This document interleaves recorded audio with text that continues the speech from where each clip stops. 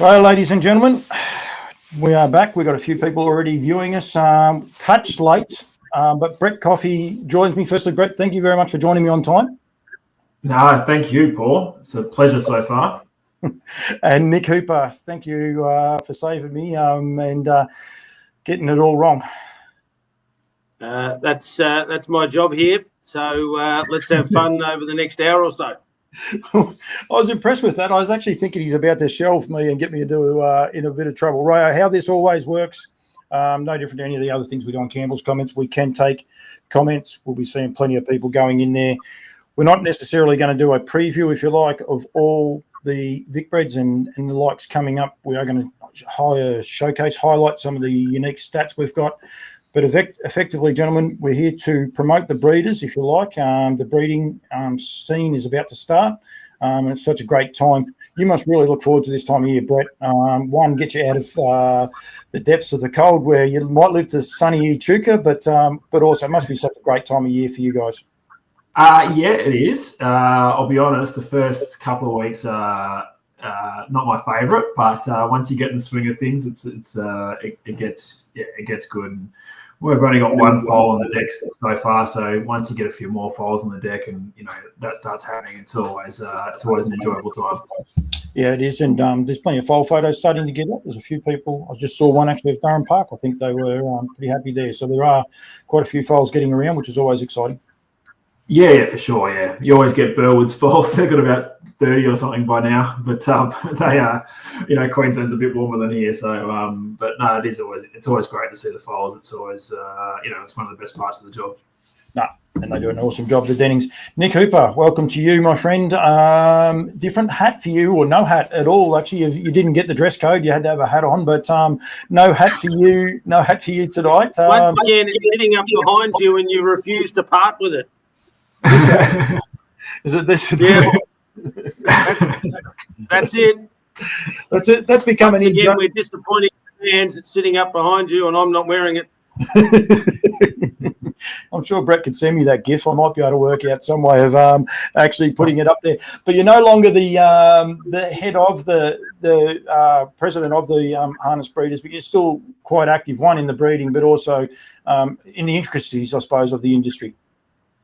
Yeah, still a member, of course, of HBV and take an active interest in what they were doing. And when I was asked if I'd like to be part of this, jumped at the opportunity to support them and Breed to Succeed, which is something that kicked off during my time on the committee and was the brainchild of a few, Brett, Kath, and others, and people put a lot of work into it, and it's great to see it still continuing.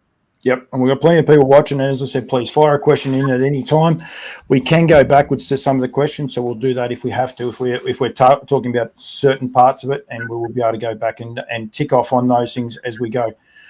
I suppose there's so many things we did with this last time. We'd show people, I suppose, the best avenues, if you like. I think the last time we did one of these was a couple of years ago, 2 years ago at least, maybe 3. Websites and places for people to be able to go to be able to view breeding and how breeding works. Have those changed, guys? I'll leave that to both of you. I'm happy to say I play second fiddle in our house. Marie generally does it, but have those avenues changed? No, would be the short answer. No, I don't think so. I still use the same ones that we talked about that time, personally. So they're still really good. All the ones that we talked about, the Crosses of Gold on harness.org.au are really good. And obviously the ustrotting.com has some great free stats there under their Stallion Showcase. And I still regularly use the website breedersbible.com, which is a subscription based, but it is worthwhile. Is it expensive, Brett? The one I get, which is the pro version, is reasonably expensive. It's $200 US a year, which that equates to in Australian dollars about $4 million, I think. Brittany Graham's watching. Hello to you, Brittany. She's up in Queensland, a bit warmer for her than where we are. I actually might be the warmest for the three of us tonight too, just saying. But they are still an integral part, though. I think so many people as you just said, then you've got your Breeders' Bible that you like, people to have their go-to area to get their resources, I suppose.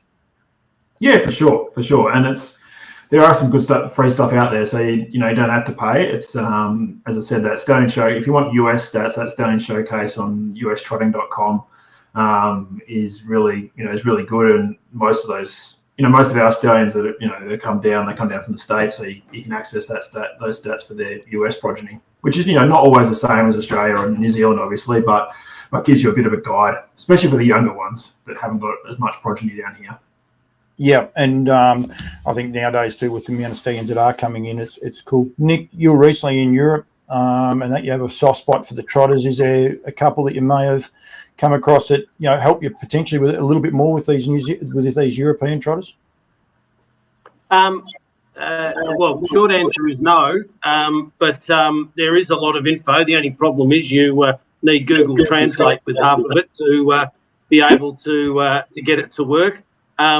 But yes, the information is out there. The language barrier gets in the way with some of it.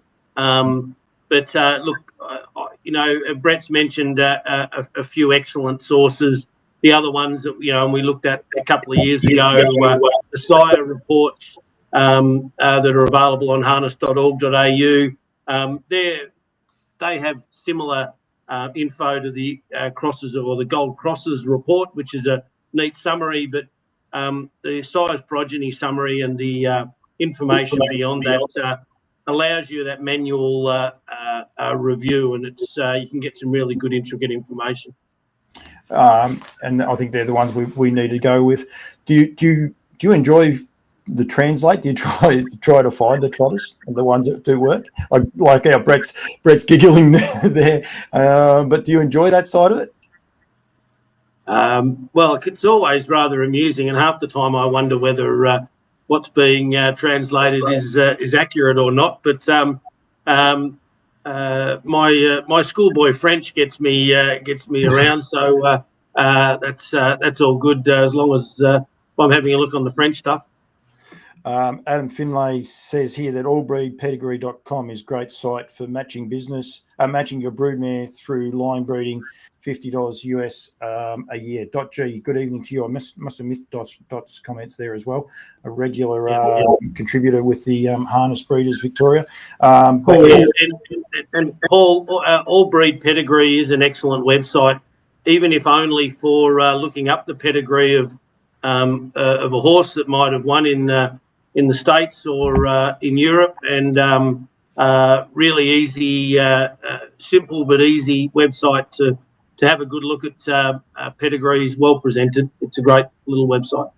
We definitely need all of these to understand some of the golden crosses. There is a website called Golden Crosses, but who defines a golden cross, gentlemen? It's one of those ones I've been thinking about today. Again, we're going to preview a little bit of the harness breeders and the amount of breeders in there, but what defines a golden cross? Honestly, Paul, probably stallion owners to market their stallions. or auctioneers at yearling sales. Yep. Yeah. So that's about it. Yeah, pretty much. There's no definition of it. It's a golden cross is something that works well. Like Bettor's Delight over Christian Cullen mares or whatever, one of those sort of things. But there's no actual definition of it or list of them. It's just literally crosses that are better than others. So yeah, and it's one of the ways I think. I suppose we all interpret things in it, if you like, because we could say Don Hugo, that's the golden cross because it's sort of current. But then, as Marie said to me earlier, Christian Cullen in the pocket, that was a golden cross for so long as well. So I suppose it just depends on when you think about it, isn't it? Oh, yeah. You're talking about a snapshot in time, for sure. So, yeah. I mean, Art Major over Fake Left used to be a golden cross. There's not too many Fake Left mares getting bred anymore. So, it's... now it's probably Art Major over Bettors, as you said, like with Don Hugo. So, but it's just, they're crosses that produce and a higher than average percentage of good horses. Yep. Yeah, there is actually one of those in on Saturday night when we're breeding the Vicbreds, won an art major out of a fake left mare. So, What is it? yes, yeah, I've done some homework. Don't you worry. Cool. don't First you, time for everything. Nick? Yeah. Look, the way that I look at it is, viewers will have a mare by a certain stallion. The way that I do is, again, going via harness.org.au, utilising the broodmare sire summary for that stallion, and hopefully there's been a few on the ground. And then you have a look at who sired the winners out of mares by that stallion, and that's where you can really find some interesting information about where you do see a high percentage of starters to winners. Other times you'll look at it and go, yuck, there's been 5 or 6 of them, they haven't won a race. It's all a statistics game. It's just another tool to help you make your decision. I come across a couple of little. I'll actually give you guys this one. It was sent through because his name's just left me all of a sudden. Does the pedigree pages for West Australian? Brett, help me out, please. Alan Parker. Alan Parker, thank you so much. I was in so much when we said about the show tonight, and he was saying about the golden crosses and what does work and what doesn't work. He sent this little chestnut across for me. Renaissance Man's Over Better's Delights. Now, he loves this. He loves this stat. Yeah, there's not a lot of them, but have a look at those. Have a look at the prize money: 263,000, 205, 350, 80,000, and 58,000. So that's the only ones on that cross. So in theory, he's right. That's a golden cross, old enough to race. Sorry, got to stipulate that because I think the way he stipulated might be a couple of others. So. But that's really cool because Renaissance Man, Brett, he's a stallion. I don't know his service fee, but it wouldn't be very expensive. No, he's always been a cheaper stallion. And yeah, no, I mean, he was a terrific racehorse, and especially as a juvenile, 2-year-old, and yeah, he's achieved some good results. And that's, we might touch on as well. A lot of these crosses as well, like Renaissance Over Betters, well, that's similar as Art Major Over Betters, right? Or like Renaissance Man side, one of the blue winners on Saturday night, one of the British Challenge blue winners on Saturday night, and that was a Renaissance Man out of $1 million cam there. So it's the same, $1 million cams by Cam's Card Shark. So it's the same blood, like it's not exactly the same, but it's those same sire lines crossing together. So I had that one ready. That was me next. You've taken. Okay. I was ready for that one. So while you might look at that, or you go, hey, I've got a an Umbra operative mare or something like that. Well, that might work with a Renaissance mare as well. So you might not have exactly the same bloodlines, but if you can work to a similar pattern, then that can work. Does that work, gentlemen? I don't care which one of you is answer, but like the poor man's. Myself and Marie tried it a few times. We can't go Art Major Better's Delight. So if you've got a daughter of Better's Delight or that, do they work and can they be effective? I would say yes, but I'm not who's is going to say. Yeah. Again, yes is the answer. But in talking about crosses of gold, I'll just be contrarian here for a moment. You are forgetting 25% of the pedigree when you only talk crosses of gold, because the Grand Dam and her pedigree have to play a role in the success of the progeny. So I think that crosses of gold are a nice little starting point. They're a good way of looking to see whether a certain cross has had some success or, equally as importantly, no success. But I think you also need to make sure you don't ignore that bottom quarter of the pedigree, because that may well be the ticket to success with your stallion purchase. And you not purchase, choice. You put a lot more relevance on that bottom part of the pedigree page.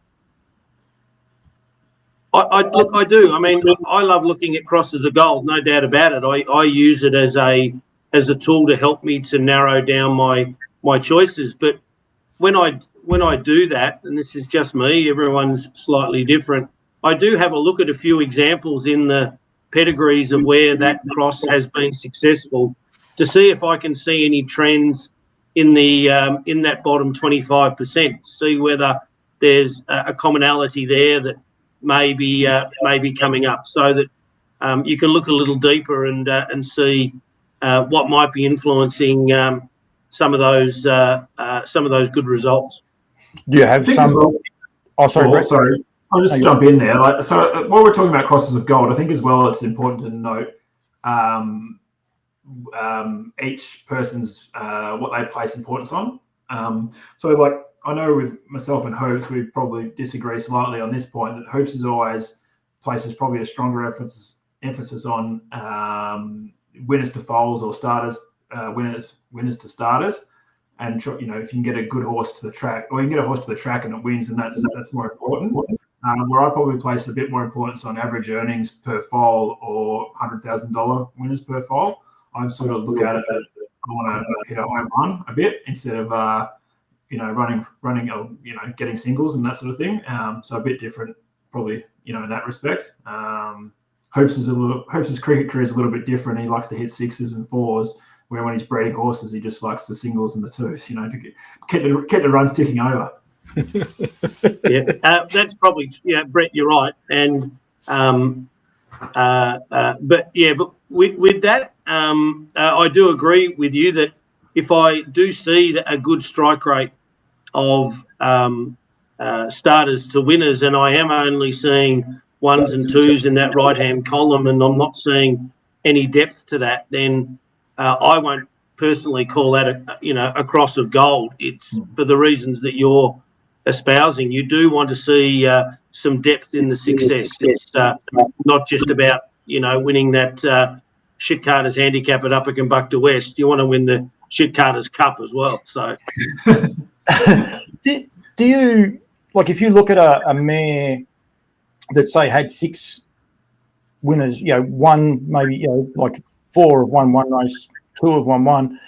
Do you look at a mare and you say, rightio, that mare's successful because she's had a winner? Like, it's hard to win a race. It's very hard to win a race anyway. So she's had 6 foals, they've all won, but not a massive amount. Potentially to purchase a mare like that, would you look at the crosses then and change, potentially say, right, it's worth a punt or it's not worth a punt because they've gone to what you would consider the best? Would that influence you? Does it make sense? What the question I'm asking? Yeah, I think so. For me personally, no, I wouldn't. I'm a big believer that if a mare doesn't, within reason, doesn't want a good horse, whatever you define a good horse at, a horse with above average ability in its first, say 4 foals, that mare's probably not one I'm looking to purchase for myself or for Alabar. But others might be suitable for others. She's obviously, it is hard to win a race, as you said, and there's a lot of different factors that go into winning a race. So it could definitely be. It's still a good achievement. It's just for commercially, I guess, probably not going to be the mare that that I'm looking for personally. And that is probably one of those big things, and we're dealing with both. We've got some commercial breeders on here. Trent Mason from New Zealand, he's on there, and he's well and truly commercial. He's looking at the bigger picture with what he's doing, and well done. And we need more people like him in our industry. Yeah. Full stop. So, but then there is also .G, who loves her horses. She's a great supporter of this show, this series, and loves her horses and loves just being around them and winning races as well. So it's always one of those funny things, isn't it? When we assess a cross of gold, gets back to what we said. What is a cross of gold? Is it something that works like the Renaissance man over a Better Light mare, or is it, the Don Hugo, the Art Major Better Light cross?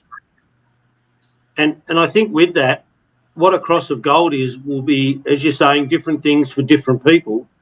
If you're a commercial breeder, crosses of gold aren't necessarily directly related to the statistics. It can be often related to the perception of the stallion, the perception of the mare, and what they're going to produce. If you're someone who's breeding and more likely to race your own progeny, you perhaps are someone with a smaller budget, you can't afford a Captain Treacherous or an Orlando Vici, then you are looking for that little extra leg up to get value for your purchase of a stallion to stand over your mare. So So I think it means different things to different people. So if you're looking to sell, you're going, what is going to look good on the pedigree page, and which stallion, I'm guessing, is going to be the one that all the buyers want. So means different things to different people. And it is actually, there's been one comment put in here, and I'll bring that up here now with Adam Fairley. Father Nuno is a full brother to Captain Treacherous, stands for 3-3 this season. Roll with Joe did a good job. He was Better's Delight's full brother. And he's suggesting to go to Father Nuno.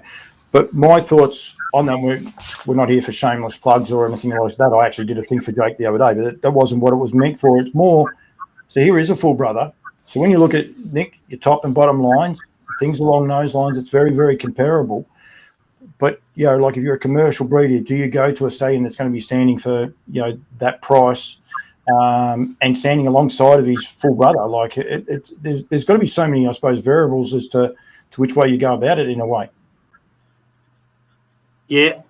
Well, I don't think a commercial breeder probably would until such time as that full brother had perhaps approved himself to be in the same category as his more illustrious big brother. I think the little brother, if it wasn't quite as good on the racetrack, maybe it's not quite as good a physical specimen. I've got no doubt that it will leave some winners, but commercially, until it proves itself, it's not going to get the big prices like the older brother will. And is that one of the on average, I'm talking. Yeah, and is that one of the challenges, Brett, from a stud's point of view as well, that I've got no doubt you'd probably get offered numerous extremely well-bred stallions over the period of a year's time, but one of those juggles where you've got to try to get those horses that are going to be commercial at the yearling sales, but also leave winners, and it's a bit of that juggle. Yeah, look, definitely, yeah. You've got to also. Well, you don't have to. Alabar's always had stallions at different price points, I guess. So, we try to cater for most breeders. Obviously, not all breeders, but most. So there's different. There's stallions that we stand that aren't going to necessarily get you a commercial return. They might sometimes. Even like the Storm Inside's got a stallion his own 2 feet now, but he has had decent yearling sale results. Not everyone, but certainly a good number of them. Like for us, you need to perform on the racetrack. That's the number one, category for us. And then you've got to have a pedigree, that hopefully is good enough that you'll get mares to.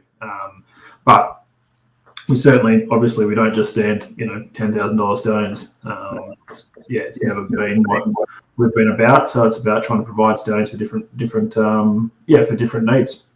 Yeah, and it can always be a juggle, and people, especially now with the reality is, there's 35% of the foal crop goes through the yearling sale, something around that figures anyway. So there's still a huge percentage of the horse population that doesn't get through a yearling sale. Oh yeah, and I've got a funny little stat as well when we get talking about I'll say it right now. I think of the 30 heats, there were 30 heats with the breeders. 10 of those changed ownership. 20. Yeah, that was right. Yeah, 10 of those 30. So 1/3 of them changed ownership. The other 2/3 had. And when I say that, there's some people that might have sold shares and the likes, but it's just one of those interesting stats. It's not every runner for the Vicbred. It was just the Vicbred heat winners of the trotters and the pacers. Yeah, there was only 10 that actually changed hands from the owner's point of view. So it again depends on what you're trying to breed, doesn't it? Yeah, absolutely. There's everyone's got different motivations of why they breed, and that's good, and that's what we want. So and there's just hopefully you can there's different levels of stallions for different level of breeders. Yep, absolutely. Did you two gentlemen have somewhere which way you wanted me to go with this before we get to the Vicbreds? Was there some things that you wanted to? Well, I have one thing, but I'll wait to see Nick. No, you're right. I'm just having a scratch, mate. That's all. Luckily, your hand was up here. And Brett, nothing from you? No, all good, Paul. You're the driver. Well, I was going to say that when I talk about full brothers like Grant and I, there wasn't much difference between the pair of us. I would have, I would have said so. Yeah. Which one was Captain Treacherous and which one was Father Nuno? Jared Maloney is watching there as well. The Eureka was run and won on the weekend. Don Hugo, we talk about these golden crosses.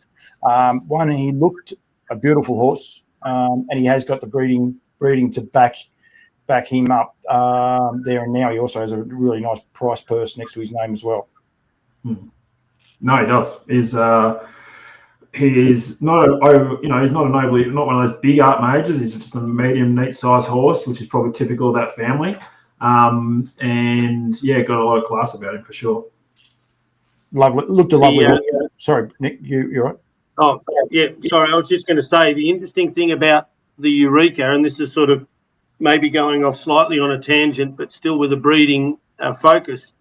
The 3 place getters are all entire, assuming that the records on harness.org.au are still there, are still correct. And I think that, that's something I've harped on a little bit over the years, that we need to have our best colts and local colts given a chance at stud, and we're seeing the success of that with the Storm Inside and Poster Boy, Soho Tribeca and others. And whilst Don Hugo, Bay of Biscay and High Above have still got a way to go before they reach a stallion status, the Eureka has the potential to be part of that stallion making mosaic that will hopefully get more of these horses standing at stud in years to come. If Don Hugo, Bay of Biscay, maybe even High Above can continue on with their careers and win some significant races at the top, just like King of Swing and Ride High, we're going to see them standing at stud and hopefully being successful. It's something that I and others at HBV have harped on for a little while, that we need access to the best stallions in the world, and then we need to give our best sons the best opportunity of success as well. So long roundabout way of saying, I'm very pleased to see the top 3 in the Eureka have still got their nuts. I was not expecting that part for the punchline, but that's okay.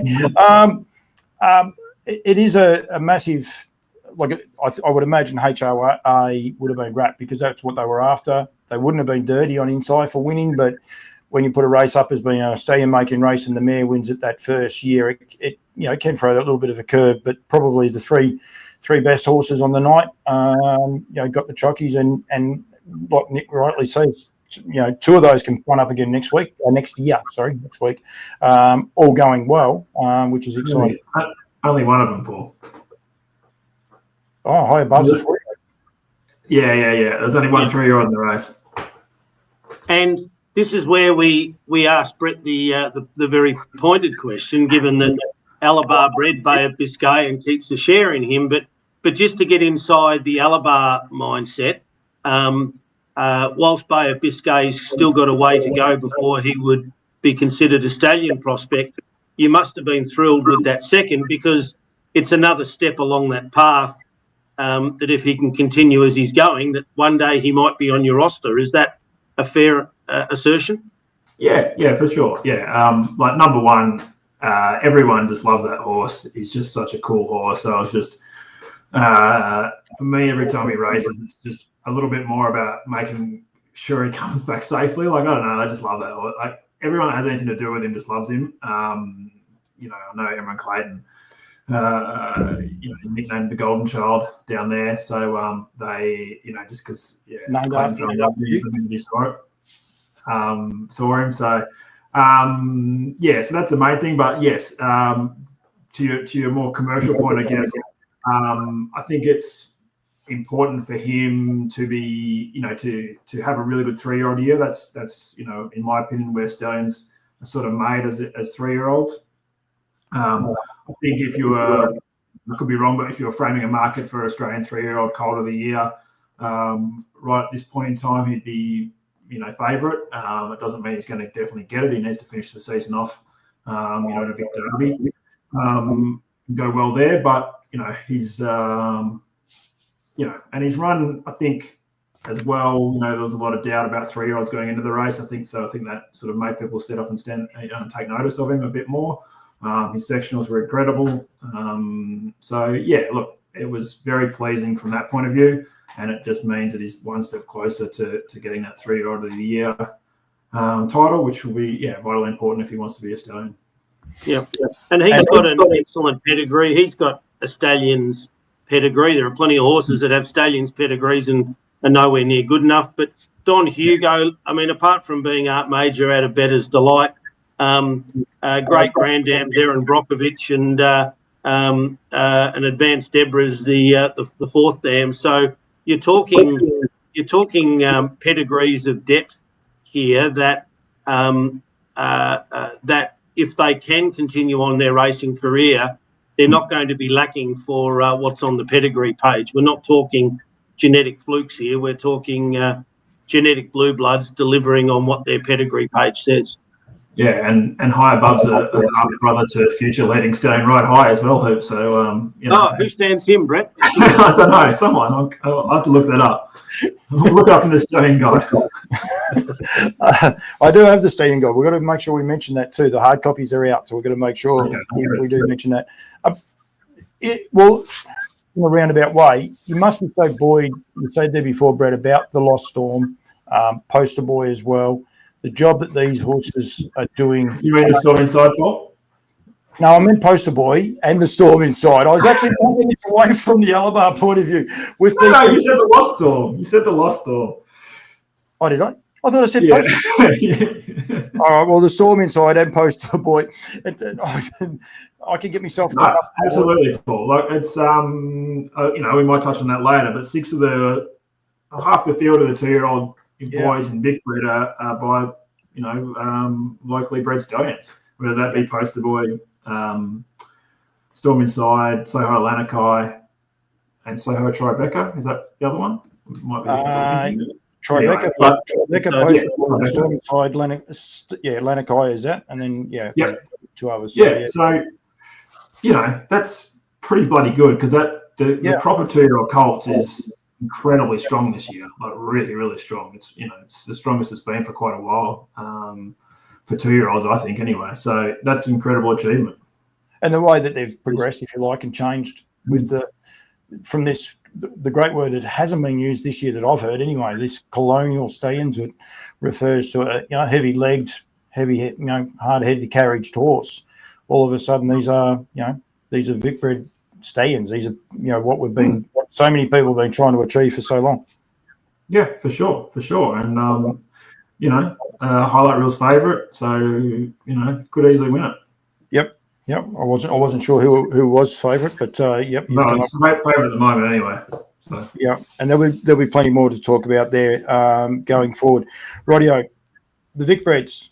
Do you get excited, either of you gentlemen, when you look at these 78 paces, 78 trotters going around? It doesn't matter whether you like young horses or old horses, they're all catered for. It is going to be a stunning night of racing, 12 Group 1 races for a start. But it's just, when you start looking at the pages and some of the breeders and some of the people that have contributed along the way, there's so much more on offer than just the actual winners for these days, isn't it? Yeah, I think so. Nick's going to come in with something. A lot of people take, this might not be a commercial way of thinking, but a lot of people take great pleasure in making a Vicbred final, and with good reason.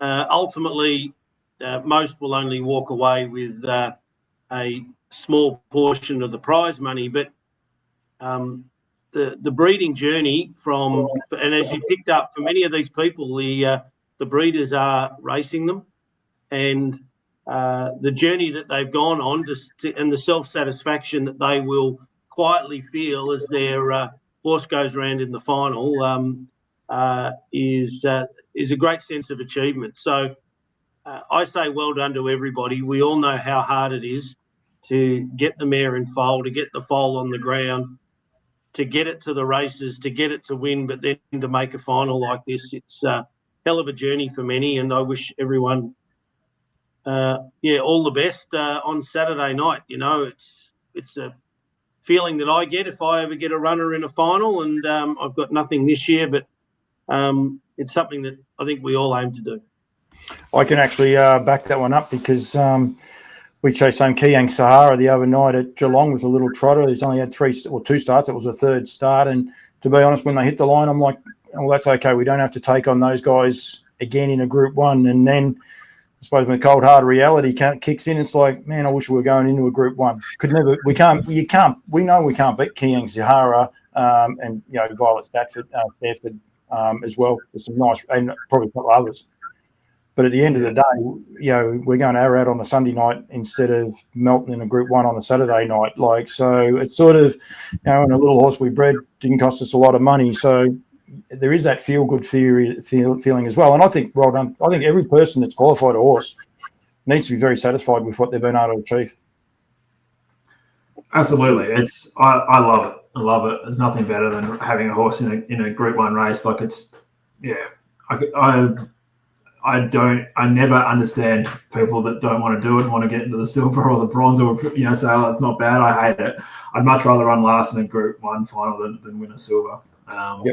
Personally, it just means that of a foal crop, you know, in Victoria, your horse is in that top 12 of, you know, that sex for that foal crop. And God, you know, there's so many bloody things that can go wrong along the way, and so many things have to go right for you to get to that stage. And you know, I just think it's worth celebrating. Yeah, no, I agree. And you know, like I said, I will say it was more when you get pantsed, if you like, by like everyone did by Kiang Sahara that night. It's sort of like, well, thankfully we don't have to go and chase her again. But the reality is, you actually do want to. You want to be a part of it, and that's what we all dream of. I think there was 161 trotters and 218 pacers started off their journey in the Vicbred. You know, like, and we're down to 78 in each now. So, you know, even just making it, you're well and truly above half. Like, you're better than 50% of the Vicbred population this year. It doesn't mean the others aren't good enough, but yeah, you're just better. So it's an achievement in itself. Absolutely, it is. Absolutely. You know, like, I remember going back when, you know, moments like these raced against that crop, and like, you know, the best you could do was run sort of 5th and 6th, but I still loved it. Like, it was still great fun. You know, like, you're still so proud of the horse. Like, and that's what it's about, really. Like, you know, you can sometimes, but obviously, yeah, commercial realities are important and that sort of thing. But it's you at the macro level, I guess you do it because you love the horses, and they give you so much effort all the time, and for them to reach that final, I think it's really cool. Yep, absolutely. Well, that race, the 2 Volstead fillies, Violet Stanford, 8 for 8, Kiang Sahara. I know we're not doing a race by race review, but 5 for 5. The little filly, unless they somehow dead heat, then one of them's going to get beat. That's going to be a fascinating race. And Beck Bartley with the horse. It's another Volstead, actually. I think, is it not worth waiting for? Worth waiting. I think it's it's a cracking field, you know, because you got even like Penny's really good. Jillaby Ballerini is well above average. Megaspur's done not much wrong in her career. Like, you know, it's so weird. I never can understand that, like, why sometimes those crops are just so strong. You know, like, it doesn't, the sex, like, as I said, those 2-year-old colt pacing colts, this 3-year-old trotting fillies, you know, crop is just incredible. And and we've got to give Volstead a big pat on the back for what he's produced. It's it's the old story of you know, work for years to become an overnight success, but you know, what Volstead's done with most of those, worth waiting, Kiang Sahara, Violet Stanford, you know, a few others, Penny. It's a remarkable achievement, and it will be interesting to see whether he can maintain it in years to come. But it's a wonderful record that he's generated. We'll stay on the trotters, and I'm going to ask you guys, I'll give you a bit of think time if you like, in a way, why Volstead potentially has worked so well here. There's 29 trotting stallions represented in the Vicbreds of the 78 horses, which for mine, I think that's outstanding. You go back 5 years ago, it would have been, they would have been flat out making the fields, but let alone that. Of course, headed off with Volstead with 16, Majestic Sun with 4, What the Hell 3. I'll just go through the multiples. Sky Valley 6, like a $1,500 stallion. Alabar and Eagle 6 as well. Father Patrick with 8. Used to Me 3. You got Southland Frank, Wishing Stone, Angus Hall. They've all got 2, and then you got Muscle Mass, and there was one other one I skipped past, Love You, that have all got multiples. And they're like, so the breakup of these horses is, the stallions represented in there is so cool, and they're on so many different wavelengths, if you like, from very high service fees to incredibly affordable service fees, and everyone's going to be going in there with a chance. I think Aldebaran Eagle is going to have favourite in 2 of the, or not favourite, you'll have favourite in 1, and possibly Rocking with Attitude will be very close to favourite, if not favourite in the other. She'll be favourite, won't she? I think, she's favourite. I'm pretty sure. Yeah, sure. The other one, Gates's Jam. Is that the other one? Gates's Jam, yeah. And she was phenomenal, and she's the same thing. He was, so that's the beauty of these trotters. Do either of you gentlemen have an idea why Volstead does work? Because I've got the breakup. I've got no idea. I remember asking, asking someone about him and trying to figure out why his 2-year-olds are so good. And because he wasn't. They just don't race so much, I guess, in Europe. But he wasn't. He was a better older horse than he was a younger horse. And I've got no idea. I'm trying to figure it out, but I haven't been able to yet. Nick, I'll come up with a tongue-in-cheek answer of his family's that of Midnight by Pilot Junior, and those who sat through my 2-hour diatribe going deep into pedigrees a couple of years ago will remember my love for Pilot Junior. So I'm being tongue-in-cheek there, but I don't know that there's an obvious answer here. Those that I've spoken to say they love the attitude, the balance of the horse. It's hard to work out. I mean, he certainly got a reasonable number of mares when he stood previously here in person. 50 and 45 in his 2 seasons. That's good numbers. It's not massive. Yep. It's good numbers for a trotter. It's just one of those things. It's but I'll also say this: Muscle Mass, when he first stood here, he had a strike rate that was close to 100%. But then when he came back a few years later, his strike rate, whilst very good, wasn't as good either. So sometimes it can be a little bit of luck, but there's more than luck just to this, I think. No, as I said, he's got 16. He's got 2 by Majestic Sun mares, 2 by Sundowns, and then it's Trixton, Yankee Spider, Sky Valley, Pine Chip, Orlando Vici, Quaker Jet, Ready Cash, Safely Kept, and he's represented. Brett, you'll like that. He's represented a couple of times with the broodmare sires in here. Didn't write it all out properly. Pavuta Denor, I reckon it is. I'll get it wrong. Muscle Yankee, Thanksgiving, and Muscle Mass. I mean, every one of those stallions, you might be able to find 4 or 5 similarities with a few of them, but they're also so different. They've come from everywhere. He just seems to have clicked. I know talking to, it's quite interesting talking to Paddy Lee back, fortunate enough when she won the Oaks, New South Wales Oaks, that filly, and I asked, why Volstead for this, this cross and all the rest. And Pat Driscoll suggested that the mare must have thrown a couple of horses or 1 horse or 2, but they had a little bit of a gait issue. And he said, go to Volstead because of his gait. His gait was so strong, it will help the stride. So it wasn't no scientific, we're here to teach people to breed to succeed. But effectively, Pat's theory on that cross was, the gait of Volstead will complement that mare. And maybe that's one of the things that is happening here with Australia, that it might speed up our gait. We don't know. Yeah, could do. Volstead has his Valley Victory sire line, His dam is a granddaughter of Valley Victory. Valley Victory over a Speedy Crown mare was the cross that produced Yankee Glide. It also produced Muscles Yankee. In this case, it produced Victory Dream, who's the great grandsire of Volstead. This isn't the reason. I suspect that what Pat said about gait will be more significant, but a pedigree that has plenty of Valley Victory over Speedy Crown is a pedigree that's got a better chance than most for success. And there's a fair bit of Valley Victory and Speedy Crown in Volstead's pedigree, and we know that those stallions have had success in other ways down under as well.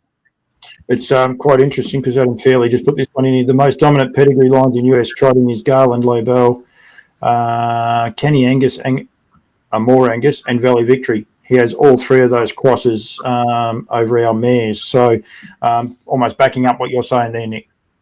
Yes, in a slightly different way, but that's right. And we know that because when we talk Kenny Angus, that's Magnaforce, Kenwood Scamper. We're talking Andover Hall, Angus Hall, both who have stood here. Trixton, amongst others who have been sons of some of them. So, and it'd be fair to say that each of them has had good success. At one stage, the Hall brothers were the epitome of trotting success in the Northern Hemisphere. That's probably going back 15, 20 years ago. But those pedigrees were as good as you could get. I think what Adam says is right. It will have had a significant influence. Yeah. Any other oddities or not oddities? Any other cool things with the trotting ranks, gentlemen? I know you'll have something to bring to the table for me. Art Majors maybe got his first trotting horse in the Vicbred. Saw that. That was pretty cool. It's going to come up. It's going to come up in a minute with the paces. That's for sure. He wins in a count back. Charleston Avenue is the first Brillantissimi foal in Australia. That's going around for the McLeans. Thought that was pretty cool.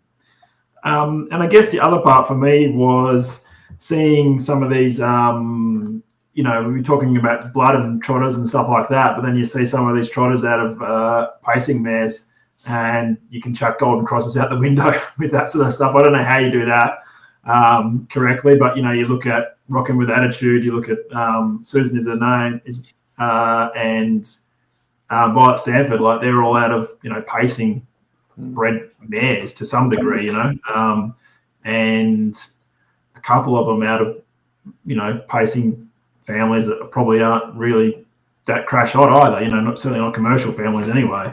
I don't know. It's I don't know how that works. I think it's really cool when it does though, and it's something we may try with tactical approach. I don't know.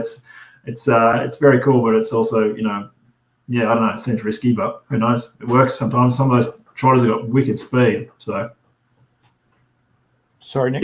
For me, it's the genetic diversity that the runners in the trotting finals represent, and by that I mean, whilst Volstead's represented very well in a couple of the finals, the stallions and the broodmare sires are diverse and incredibly varied. Good old Sundon still getting a mention. There are still Sundon mares getting progeny into these finals, and his name does appear a few times. But so when you're throwing in European blood, a wide variety of North American blood, some of it celebrated names, others less celebrated but still clearly capable of being part of pedigrees of more than handy horses. So the genetic diversity, which is always important in your herd, and again the work of Pat, the work of Duncan, the work of a few others to keep that diversity in the trotting herd will hopefully continue to pay dividends in generations to come. You said there before about Sundon. He's got two sons represented too, Danny Boucher and Sundon's Courage. And Sundon's Courage it's a cool story because he'll probably race on the Friday night and he's probably go around on the, it's something that Europe does all the time, but we don't seem to see it here that often. And he is doing it. It was the one thing I did plenty of notes for the paces. When I got to the trotters, I'm like, you can't really. There's no sort of similarities, if that makes sense, or nothing that really jumps out of the page and says, this, because there is such a diverse breeding line with all these horses. That's exactly right.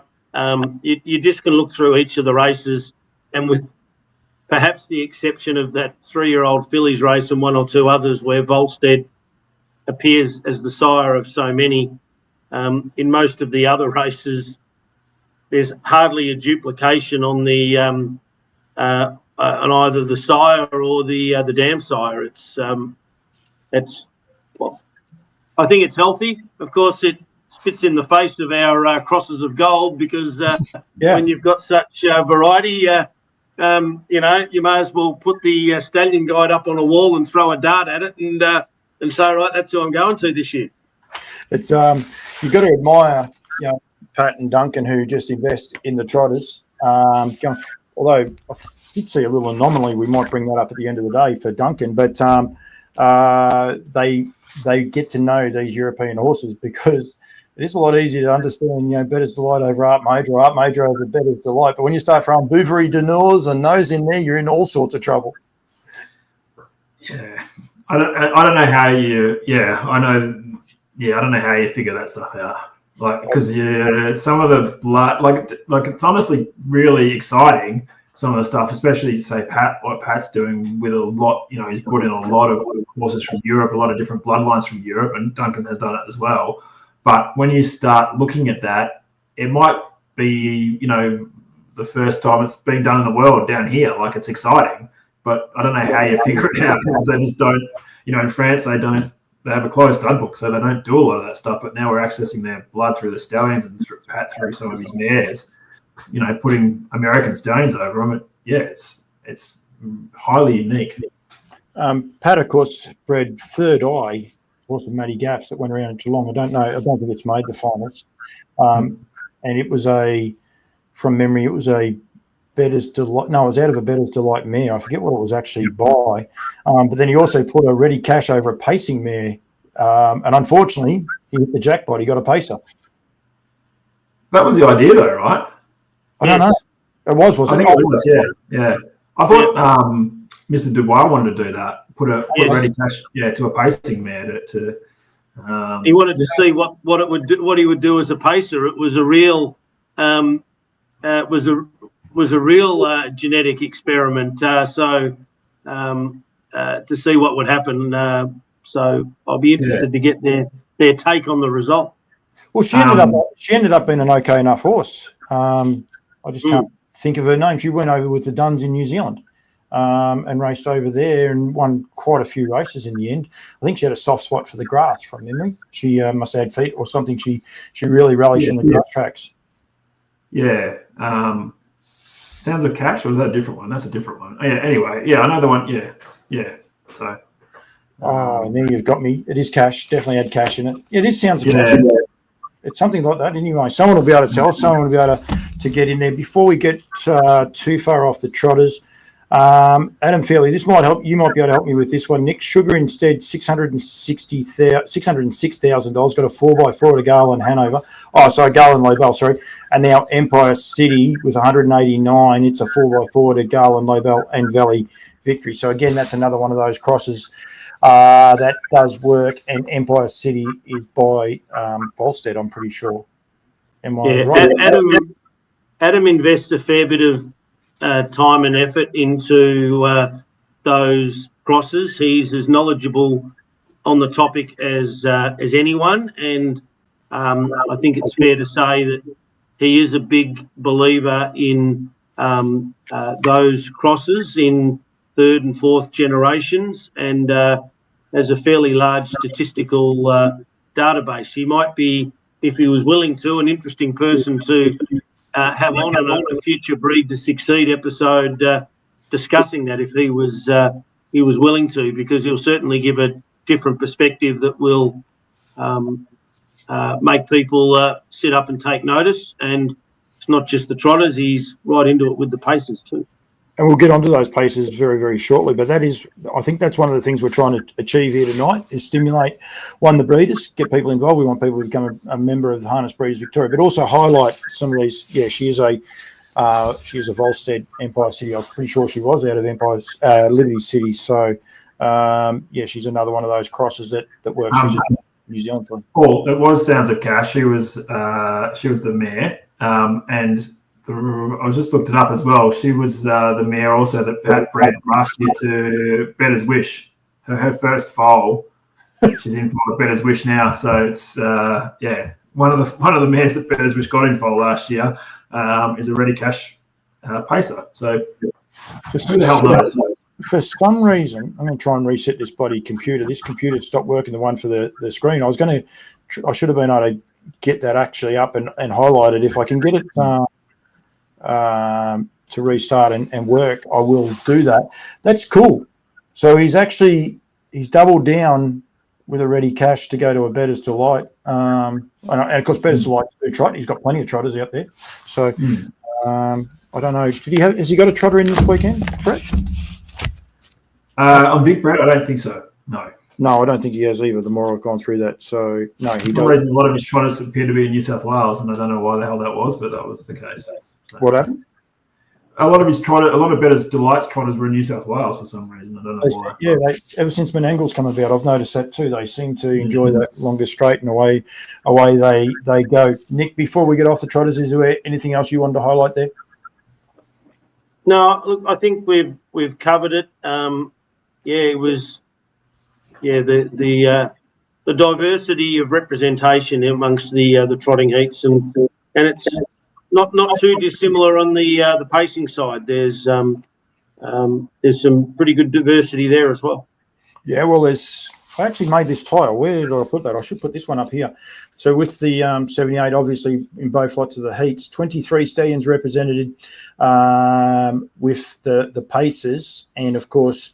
I said there before, I teased out there before, Art Major and Sweet Lou tied at 12 apiece. But on count back, Brett, you'll be happy to know that Art Major gets that because he also has a very regally bred pacing bred horse going around in the trotting division. Yeah, that's it. It's super weird, but the Lakers wouldn't have thought they were buying Courtney Laker trains it anyway. I don't know who actually owns it. Yeah, they own it. Oh, you think you're right. Yeah. So, they wouldn't have thought that when they were going to the yearling sale, but, sometimes these things get thrown up, and he's got a fair amount of ability, as you said, probably can't, Gates and Gem's going to be short favourite in that race, or favourite, so she's going to struggle from the draw. But, she's got ability. It's one of the oddities of breeding. Miss Ohana, because she won first up, so... Good time that time as well, so, yeah. And I will say, very, very impressive horse to look at, like as a type. I'm seeing it there at Maryborough. True. I will pay that. I will pay. She's not major out of a Christian Cullen mare, so she's not good looking. You'd be questioning her genetics. And Christian Cullen, we say about genetics, and everyone says about Christian Cullen can throw a trotter, but of course Christian Cullen's out of a half stick to the true run. So exactly. It does still come through, doesn't it? Even for and the old is the Volomite line, like he's the as Hoots will be able to tell us, it's very successful with trotters as well. Yep, absolutely. As I said, 23. You have a lot of Volomite. I had my computer ready. I was ready to do all these pedigree matches and that, and you haven't come with it. I'm sort of happy in a way because for some reason, I don't know what's going on with this computer. But anyway, that's all right. While you're doing that, I mean, amongst the paces, Art Major and Better's Delight predictably appear very regularly.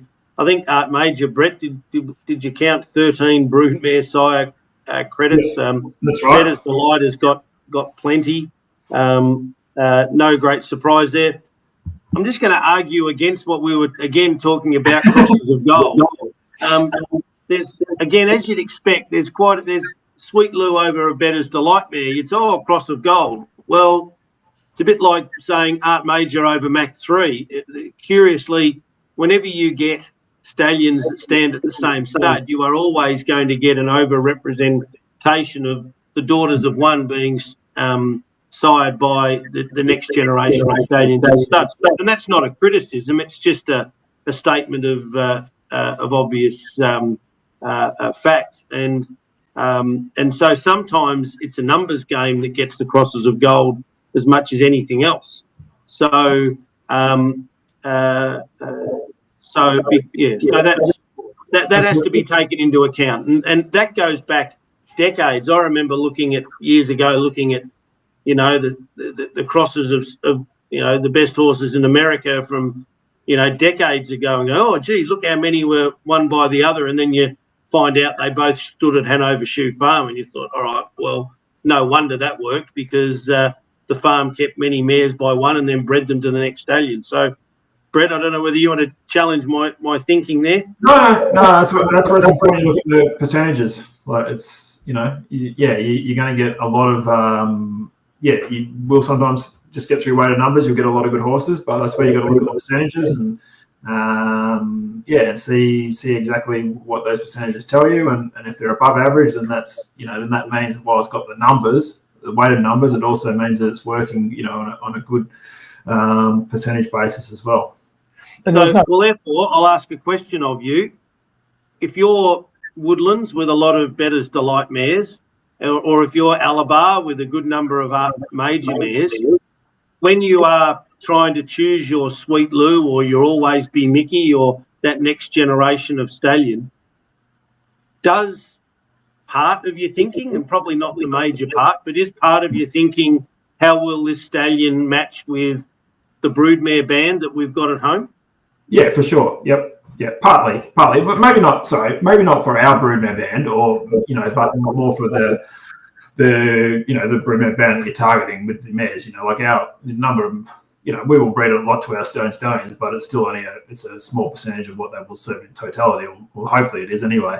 For sure, you look at it. Yeah, you got to racetrack performance is still number one for me. But yes, that's definitely a factor. Yeah, I mean, it might be the fourth or fifth criteria that you're looking at, certainly not the first, but yeah. So what I'm trying to say there is, whilst there will be a correlation in the fact that two stallions stood at one farm, part of the success could be that that broad thinking by, a Woodlands or an Alabar in terms of who they are getting on board for their broodmare band, as well as the wider industry. There was no secret as to why they got Sweet Lou. Like any interview I've done with Andrew, he was bought because they knew they were going to have so many Bettor's Delights. And so, I mean, and I would say initially, like a lot of this progeny here, they're the result of those joinings. Basically, they've got the Bettor's Delight mares, so they would put Sweet Lou over him because he's a complete outcross. So, but then, as you say, then one day it might become the Golden Cross. But is it the Golden Cross, or is it just the cross that got the best mares at the time? Both stallions, doesn't matter who you talk about, Sweet Lou or Bettor's or Art Major, or any of those are champion stallions. It's not going to detract from any of them. But what crosses actually work and what ones don't sometimes can be overemphasised by certain studs. Yeah, no, that's exactly right. I mean, if Brett was crossed with the Australian women's athletic team, there'd still be a hell of a lot of good performers in 20 years' time at the Olympics. My science record so far is not great, so I might not even get to the on the track. We are past 8 o'clock. It's interesting. All the kids are in bed. It's all right. Yeah, I just had a look. We're after 8 o'clock. So after 10 o'clock in New Zealand, we're well and truly free for the Kiwis. We can take any jokes about the sheep or anything along those lines. We'll be fine. The Golden Cross, Art Major over the Bettor's Delight Roadmaster, went outstanding, and that a very, very nice horse. But Marty, and I'm not knocking the horse at all. He's only had the 4 starts, but he's yet to fill a place. So it's not always that given, is it? What are we talking about? The Golden Cross. Like I was saying about the Golden Cross, Art Major over Bettor's Delight. Yeah. Horse Marty, trained by Freddie Tabor. He's Yeah, he's an art major over the Betters Delight, hasn't run a place. Yep. No. There's there's unfortunately there's a huge percentage of foals don't win races. Like even the Betters Delight. I don't know what his percentage is, but probably around 60% winners to foals. So 40% of them don't win a race. Yep. And a huge percentage of those those winners don't win more than one. So it's the Golden Cross just means just above average, above average cross. So you can still unfortunately you can still breed a lot of duds by good stallions. Yeah, well, there's one reverse of that. The Betters Delight over the Art Major, and that horse has had 21 starts for only the one win as well. So, it definitely doesn't always work. The stallion represented, though, like I said, 12 for both Sweet Lou and Art Major. I think it's just awesome that there's 23 stallions represented. I think, again, like when you sit and think 23 Vicbred stallions with the pacing division for a start, I think that's outstanding for our breeding industry. Yeah. No doubt about it. People getting success with a wide variety of crosses and a nice selection of imported and local stallions being represented. I think as well, like when you say that, Paul, like it's a very interesting point in the breeding. We've obviously had, been dominated for a fair while by Art Major, Betters, and Mac 3. Captain Treacherous to a lesser degree just because of his numbers he breeds, that sort of thing. But you're now seeing this diverse range of horses, and it's very exciting, but it's probably also a little bit unknown for certain breeders as well. So but I think it does show that you can breed to different stallions. There's a lot of well-performed stallions that aren't expensive. You can breed to them and get a good result. Like we said, in that 2-year-old colts final, you've got horses by Poster Boy, Storm Inside, Soho Lanakai, Soho Tribeca. They're all under $5,000. So, and they've got into a Group 1 final. So and beat out a lot of more higher priced stallions. So or progeny by higher priced stallions. So and let's be honest, all those stallions that I just mentioned. Poster Boy obviously got a good number of mares and obviously bred some really nice mares through Lauriston. But if you compare his book to some of the more high priced ones, probably not as good. And definitely those other ones that I mentioned, definitely through numbers and probably they just haven't got the numbers either. So to get them into a Group 1 final, everything you could ask for really. You said there, Brett. Just one of the things you said, was like unknown, and you seemed a little bit like I won't say, like you don't. I would imagine probably as a stallion owner, you want to know what's going to work, and you're hoping you've got it in your backyard. But the unknown and that query, what was that about? Like it's just more around like people don't know where the next everyone. It's really interesting how people view things, but. There's a lot of breeders out there that don't know which way to go, especially if they're selling in a yearling sale. Using Art Major because we're standing, but he's always been a really safe bet to breed to. Whether you're breeding for the track or breeding for the sales run, because you're going to get a looking horse that's got a good commercial result, most likely. And and there's other ones like Betters, obviously, and Captain Treacherous now, obviously, as well. But right now, there's a group of young stallions coming through, whether it's Sweet Lou, whether it's Always Be Mickey, horses like that. Now maybe Poster Boy as well, but they haven't reached the heights of those other stallions that I mentioned. But we're still sort of searching for that next one, and people are a little bit, not confused, but just don't know which way to go a little bit. But I think these finals show that you can actually go more diverse than what we have done previously, more diversely, I should say, and still get a good result. And that part is interesting because you say that. I think Sweet Lou's 14 or 15, and I think Mickey would be a very similar age as well. And yet you're right, they've still got young progeny out there in racing. And then now we're already looking for that next one. Yeah, for sure. We're very... very fickle creatures, breeders, but yeah, like I don't know. It's funny how people sort of complain about betters and Art Major being dominant, but then when they're looking for the next one to be dominant, I don't know. It's just I think it shows you can breed to a lot of different stallions and get a result like that, and that's good in my book. Like, and it's even like a little bit the same at the yearling sales, like I mentioned before about. Like poster boy, $5 stallion, but you can get a good return on him. Not everyone's going to make a good return, but if you breed the right mare, you can actually get a good return. Same as the Storm Inside out of his first crop. Like they sold sort of $45,000 or even $50,000 actually. So you can get a result with some of these stallions. You just got to have the right mare and breed the right type to these stallions, and you can get a return. And now you can get a return on the racetrack as well. Does it help that they throw a type? For sure. Yeah, absolutely, definitely. When you look at a couple of those stallions, like that's one thing you couldn't knock. I don't think you can knock too many of the way people are presented horses anyway, but they definitely seem to throw a stamp. And you mentioned there before about Art Majors, sons of Art Majors, or even stallions that are out of Art Major mares. They have that big cresty neck, and it's sort of something that continually shines right through. Like Vincent's represented with Surfing makes sense, and you go and look at her, and she's got that big neck, it's that Art Major neck that comes from. Yeah. Vincent sort of thing, and it's another generation removed. So that's one thing they do. They throw a type now. Yeah, absolutely. Yeah, for sure. And I think it's from what I was saying before, like, the matter of breeders maybe recalibrating what they expect out of horses. Like most stallions aren't Betters Delight or Art Major or Captain Treacherous. It's just they're just genetic freaks, and they've been successful over a long period of time now. They just got to sort of look at results a little bit more, more with an open mind. Yep, and go that way.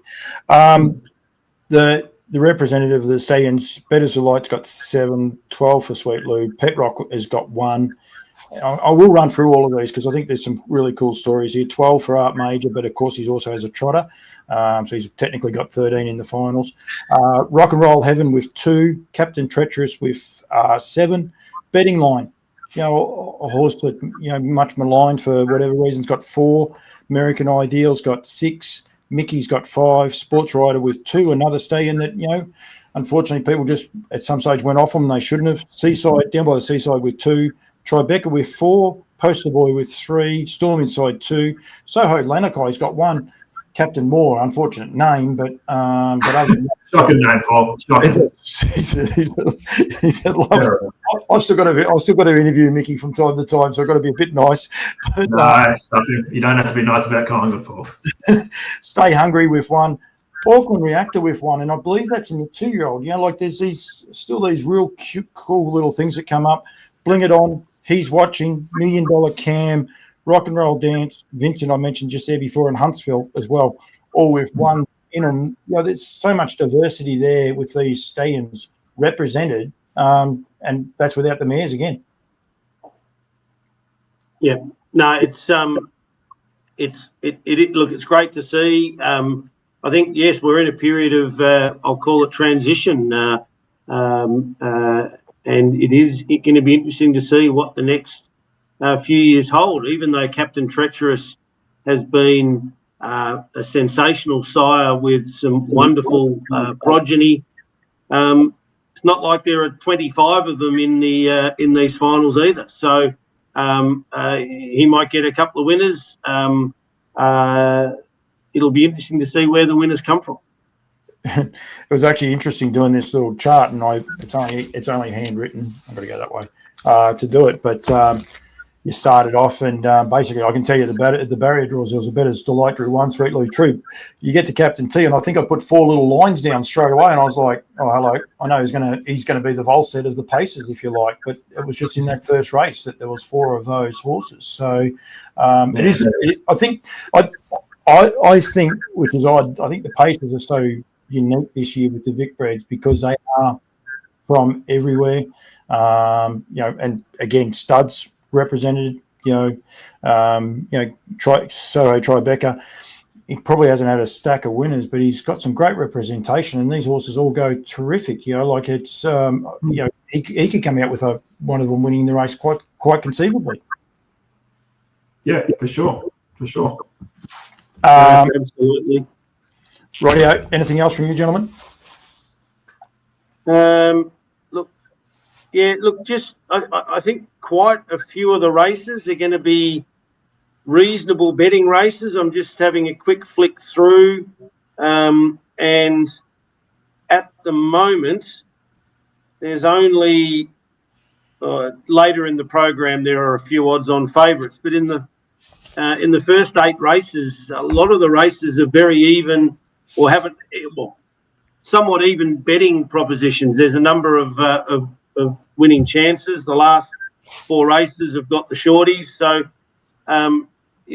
so not every one of these races is got an obvious winner at the moment. Maybe some betting plunges will come. Exotic Bushranger for Mick Stanley, 9s into 440s. So there's some love for him in the first. So it'll be hopefully some good news stories come out of the winners. It's interesting you say that. If you realise the last 4 races, 3 of those are trotting races. It's quite, it's one of those. The shorties will all have that little bit of a risk because they are trotters and they're young trotters, unfortunately, all except for the locomotive. So yeah. The second last is the pacing mares. Sweet Bella drew the good barrier. I tell you what, Sahara Breeze drawn 7. It's running superbly. So I'll be interested to see how well she goes. But 7 makes it awfully difficult. Financially nice from Hoops. Just invest and get a return. Do we have to say bet responsibly or not? I'm not sure if we have to say that or. I thought it was the more you put on, the more you get back. Is that not true? Exactly. One thing I was going to say, or a couple of things that sort of, piqued my interest. One was Captain Moore. As much as I hate the name, it's really one of the excellent things about harness racing is you've got Mick Stanley, who's training, driving, bred and owns that horse, and also, raced his dad, which is, you can't do that in any other sport. That's incredible. So that was a really cool thing, and he's a really talented horse. And the other thing was also in that final, you've got Always Hot and Go Mickey, both by Always Be Mickey out of full sisters. So very rarely do you see out of a foal crop you see 2 horses that closely related. They both won their semi-final, so they're both mega talented. So and they're $3.40 and $3.50. So they can't be split genetically, nor on the prices. Yeah, right. Are we allowed to do this, Paul, or are we breaching all sorts of rules by talking betting prices? Paul's looking for another sponsor. It's actually taking you guys time to get loose and go with it. I was just going to check those foaling dates to see how far apart they were actually born as well. So that'd be that's Captain Moore. Captain Moore was only bred 8 days after Go Mickey. The other cool thing there, there's a little way between the 2 of them. With Captain Moore, Brett, is Mick's daughter was the first foal she'd seen born. Was it? Okay. Wow. So that's, breeding in school, it's always been one of your catch things, and that's why she's just got such a soft spot for the horse. She doesn't like necessarily go to the trots, but she was at Bendigo and she was as proud as punch because she was out there the night he was born and saw him stand up, and that's these generational things that we can have. Yeah, that's awesome. So, I couldn't work out the name, and then I got it explained to me very, very quickly. And we won't stress too much over that. Oh, and one other thing I was going to mention as well, talking about crosses of gold. One of my favourite crosses of all time was Art Major over Dean Dillinger mares, which is a little bit weird, but there wasn't that many Dillinger mares getting bred. But so that's Miss Ari as well, and for Gary and Deb's just there's nothing wrong with Gary at all, but Deb's just one of the gems of the sport. And, everyone loves Deb, so it's just great to see them both with I don't know, I think she's, her run in the semi was incredible as well, really coming from back in the field, so she can settle a little bit closer to them. That's a pretty open sort of race, that one, so there's no reason why she can't make her presence felt. Her heat run was outstanding at Bendigo. She had no right to win. She had no right exactly. Yeah, Exactly. and she ended up winning comfortably. So yeah, it was and there's a good little backstory as well to that with that being the last of Deb's parents breeding, if you like, and then another cool, like with the kids. Deb was saying to me that there's a couple of kids love them. They're named after those grandkids, and they have to give a little bit of a shout out, Paul, to your interview with Debbie. If you haven't watched it, go watch it because it was a really good interview there you did at Bendigo, whenever that was, a couple of weeks ago. And she was alluding there that the kids, I can't believe the kids go to bed at 7 o'clock, but apparently they do. I don't know how. I don't know. Seems like a lie. They probably go to bed at 7, but then probably just start on the iPad or something.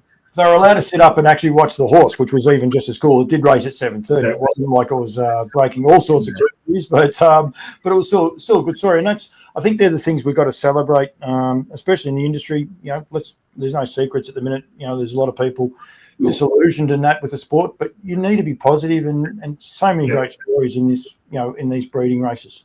What was the stat you mentioned offline, Paul, about the breeders in?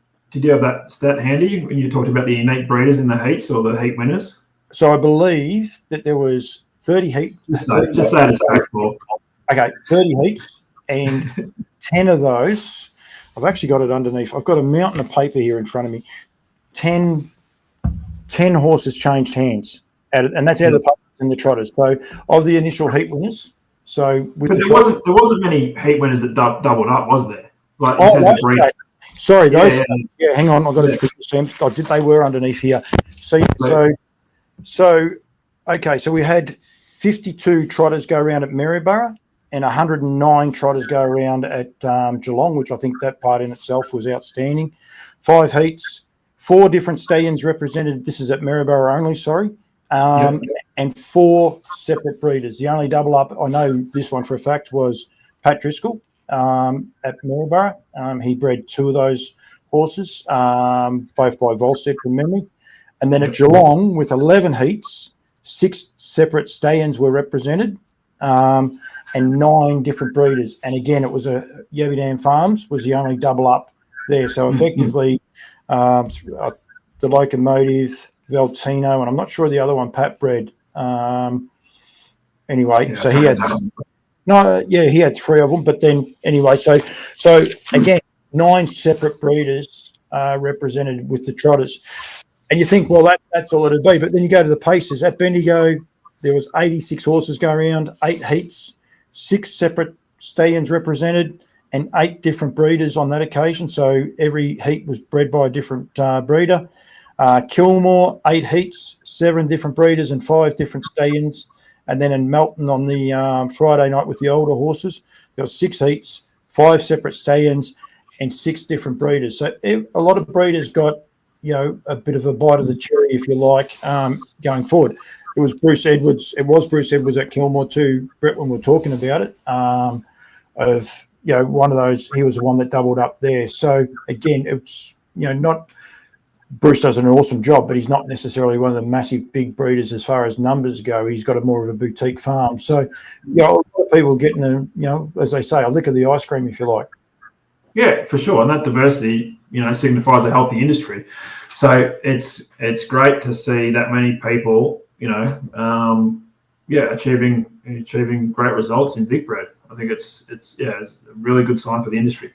I have to put a little cover note on that because that's just on each day. I didn't go back. I should have probably gone back and had a look to see overall. It'd actually be pretty cool just to see. But they were the heats, and then you had the semis the other night. And I think when I was glancing at the semis, I reckon it would have been pretty similar as well. There wasn't a lot of double-up breeders and things along those lines. So, a lot of people had a lot of enjoyment, and they're going to be going to enjoy 12 Group 1 races on Saturday night. Absolutely. It's great. Yeah. So, all right. Very good. Nick?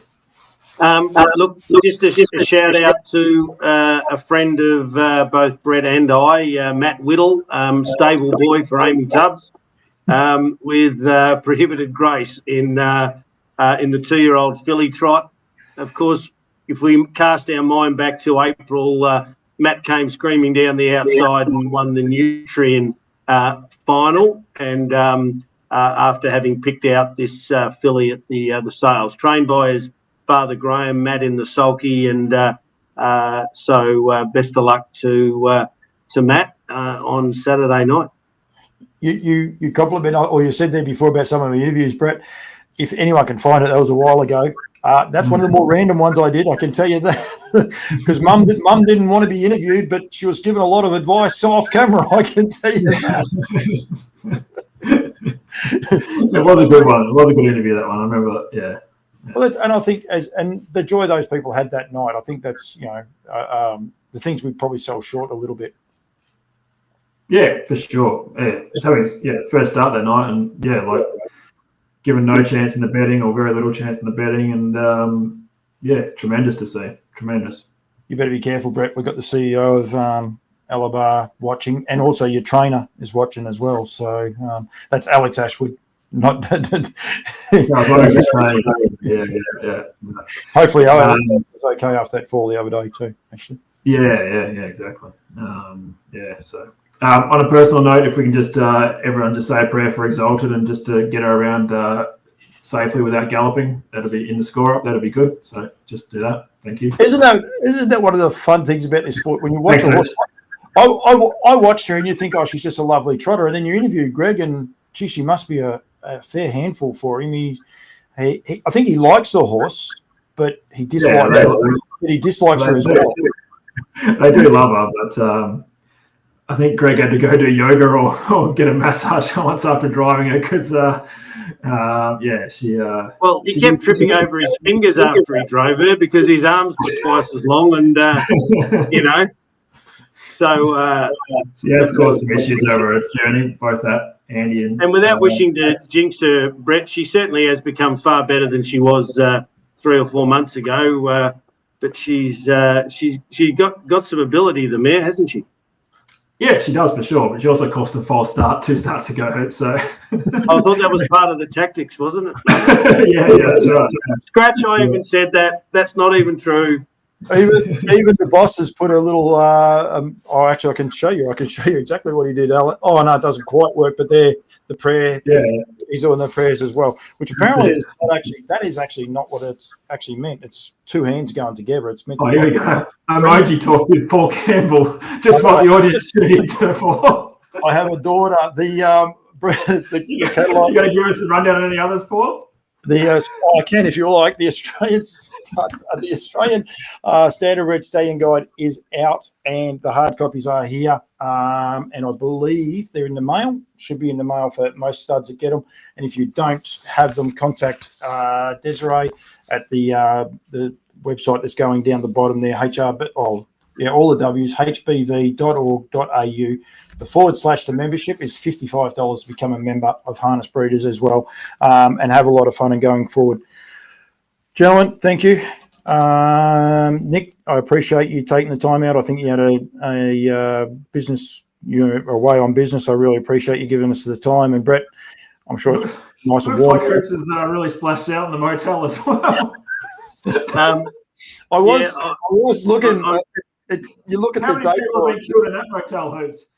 The Pullman in Hamilton was booked out, so I've had to go to where am I? The Grange something up the main street of Hamilton. So lovely place, Hamilton, and the decor with the old bricks here looking fantastic.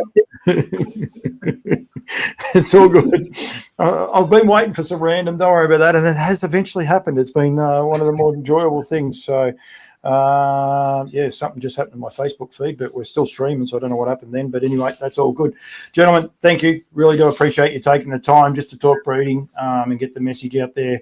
HBV want more members and we want more people breeding. That's the one thing we do want for everyone. I'm sure, Brett, you want them all sent into Alabar, but in all sincerity, I think you'd want them going as long as people are breeding and breeding to what they want to and enjoying it. That's what we want. Absolutely. That's exactly right, Paul. Exactly right. Very good. Right, gentlemen, I'm going to hit the end button. All right. Thank Catch you, boys. See you, lads.